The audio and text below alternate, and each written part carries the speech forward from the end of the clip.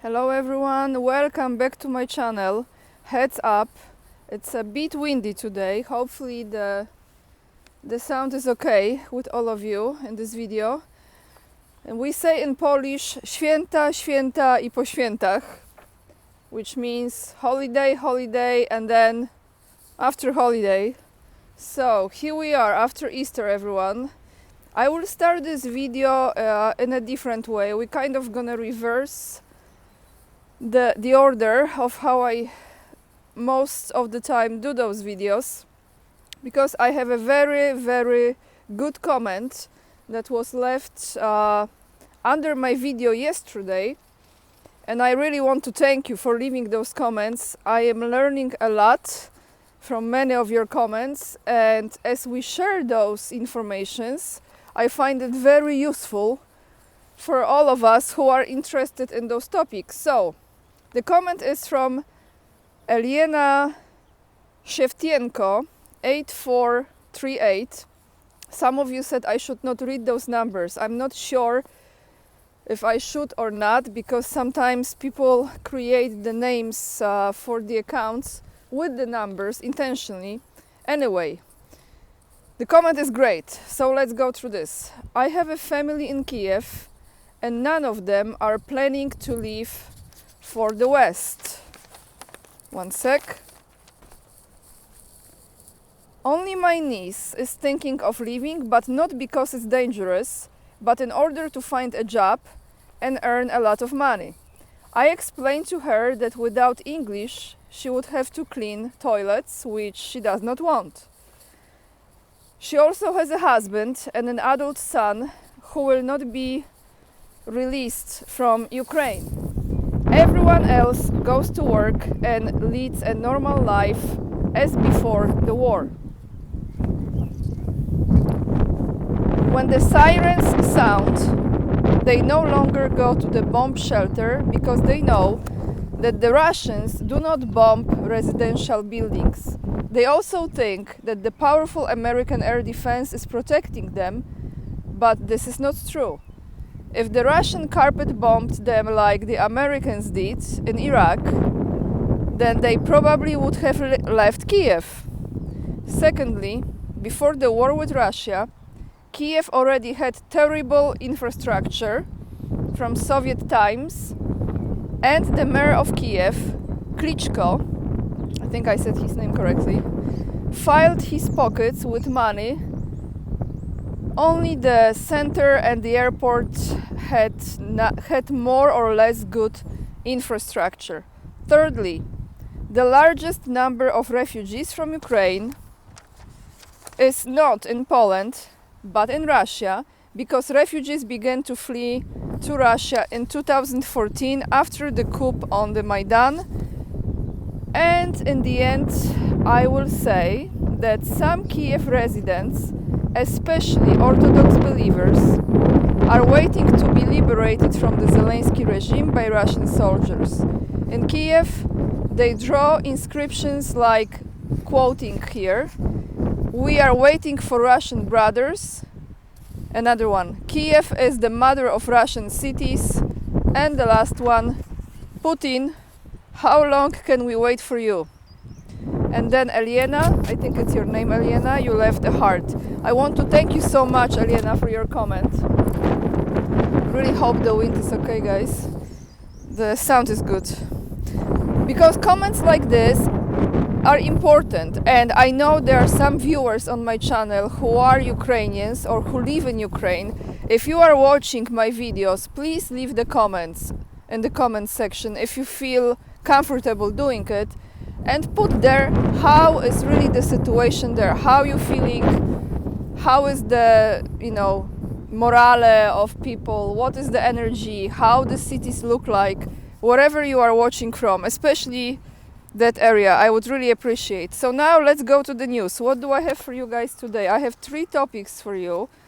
Yesterday I was bringing to you in my video a survey that was done if Polish people want euro or they want to continue with Polish currency zloty. And today I have another article that is talking about how people in Poland feel about being part of the European Union. So this is one topic. The next one, I have an article from TASS. Maybe we're gonna start with this. Yeah, let's start with this. This is article from TASS from yesterday, April 1st. I don't think it's a joke, because I don't think TASS is playing the April 1st story. Putin instructs cabinet to ensure Russia's entering top 4 of largest economies by 2030. So I have a live stream scheduled this week with Professor Michael Hudson. I know some of you have watched my live streams with him. We had 2 live streams so far by now. And we actually started this year with a live stream with Professor Hudson.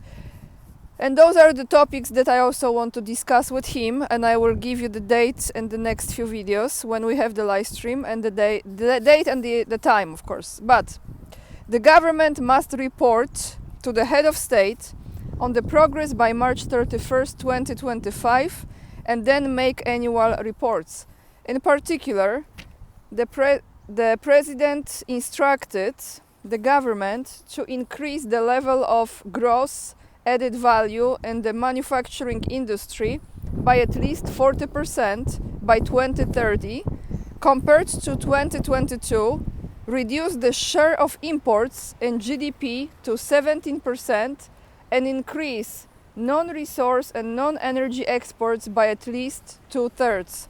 The government should also gradually reduce the number of regions with low fiscal capacity, the text of the order says. So, like it says, Russia will enter, that's the plan,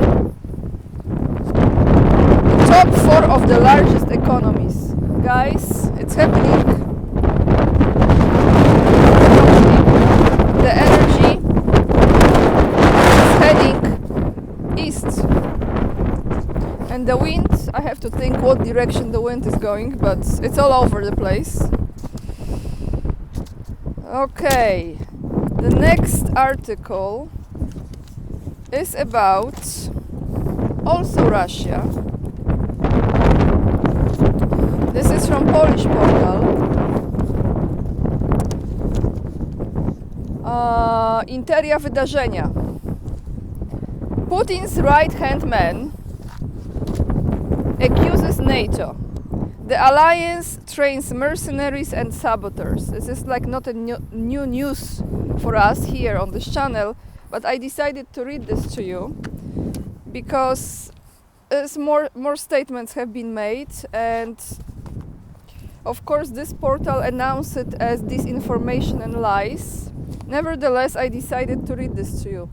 NATO is steadily strengthening its own military capabilities along our border, from Baltic Sea to the Black Sea, Nikolai Patrushev said in a new interview. Nikolai Patrushev, that's his name.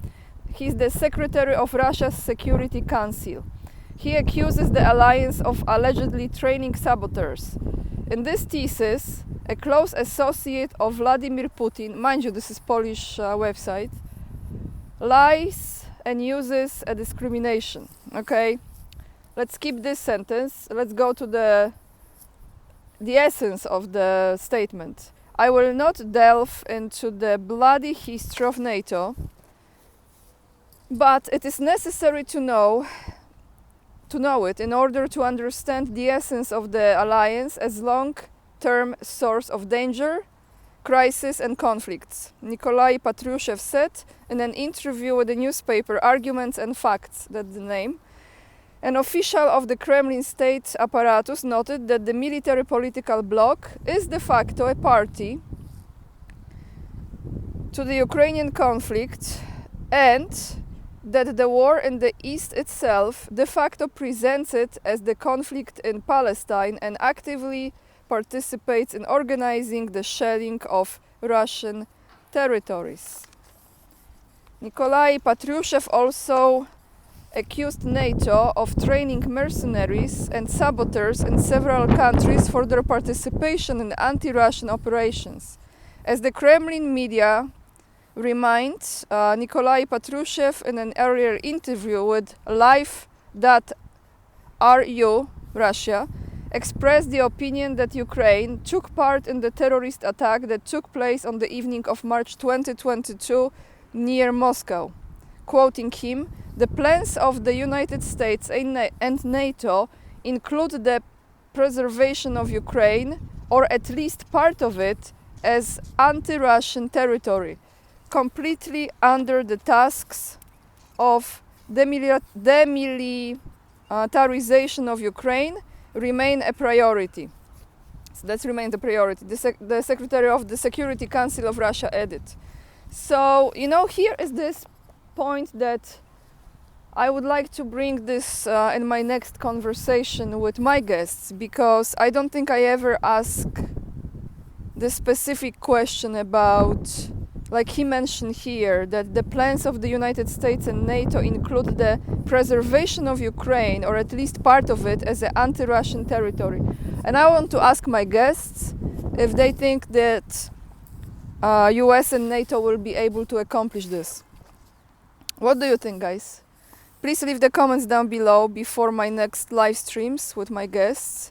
Like Andrei Martyanov this month, I know he's going through some surgery with his crowns, I think, with his teeth. But anyway, I'm gonna ask him this question.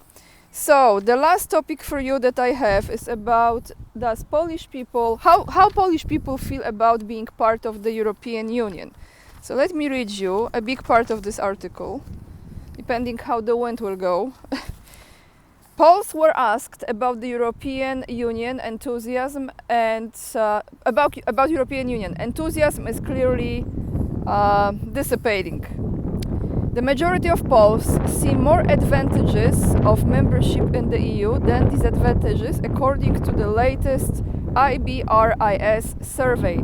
However, compared to the survey 3 years ago, the enthusiasm of the respondents of EU was higher. More and more people see the pros and cons of being Polish in the EU balancing out, and less of the advantages themselves. And here is the survey. So, Rzeczpospolita did it, the Soros Money newspaper portal, showed that 53.5% of respondents see the advantages of Polish membership in the EU. According to 24.7%, the advantages and disadvantages balances each other, so 50-50, right, almost, and 16.7% say that the disadvantages prevail. 32% of respondents believe that EU membership is a definite advantage, while 21.3% believe that it is more of an advantage. Did I say this? Sorry guys, I missed advantage and 21.3% disadvantage. According to 24.7%, the pros and cons balance each other. So, let me see, there is more here.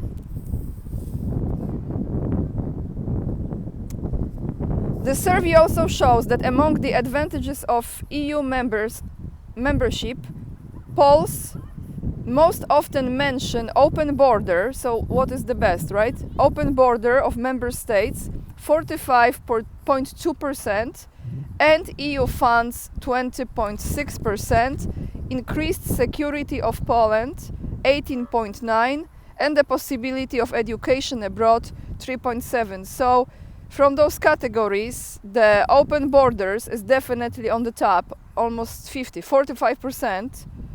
And then it goes pretty big difference, pretty much down, because 20% are okay with the funds and 18% security, education just 3.7%. That's not much really. So it's really all about open borders, is it?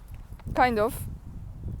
According to the survey, Polish Euro enthusiasm is not as strong as it was 3 years ago. Rzeczpospolita reminds that in November 2020, when IBRIS asked the same question, since then the number of Euro enthusiasts has decreased by almost 11 points. 11% points. So what, we have 4 years, and 4 years from now, where is the EU, right? While the number of those who see the advantage and disadvantages balancing has increased by 9 points.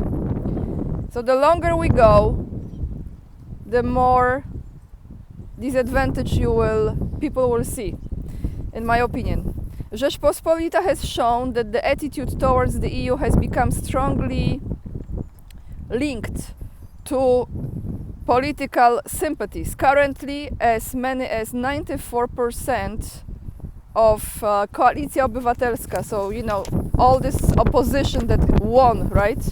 I mean, opposition quoting Marx and won also quoting Marx because it's all rigged, as we know, or staged. So, where I was, sorry guys, all over the place. 94% of Koalicja Obywatelska voters and only 17% of Law and Justice voters are Euro enthusiastic. 3 years ago, the polarization was not so great. According to experts, voters of Jarosław Kaczyński's party, so Law and Justice, are poorer, less rich, right? People, and those who live in smaller towns and have reasons to be more afraid of the EU pro-ecological ideas. The anti-EU rhetoric is also intensified by the Law and Justice Party. It's interesting how they describe those people, in my opinion, which is very discriminating, if I might just say. Because if you look at them as poorer people, maybe financially, I think they are much richer people. I'm not saying all of those, because I am not pro-law and justice. I am not pro any of those freaking crazy political parties here. I'm saying that those simple people, that's what I want to say, simple people, are wiser, because they see through the BS. So calling them poorer, well, they also get affected by many laws and regulations that EU implements. So maybe that's one of the reasons as well that they are poorer. It's just my side comment here. But guys, that's all I have for you for today. Thank you so much for watching. I truly hope that the wind was not creating too much noise in this video and disturbing you. I will announce you the live stream with Michael Hudson this week in my next videos. And with all of this being said, I would like to ask you very, very kindly to join me on Locals. As you know, platform that is safe, and in my case, it's always good to be there. Also, if you would like to join my mailing list free of charge, follow me on Instagram as well. Leave the comments down below. If you want to support my work, the best way is to check the fundraiser for my move to the R country, that is the Anonymous Attackus country, Anonymous Attacker country, and PayPal. That's it. Lots of love, and remember, we are the leading edge and we are saving humanity. Bye everyone, see you tomorrow in another video.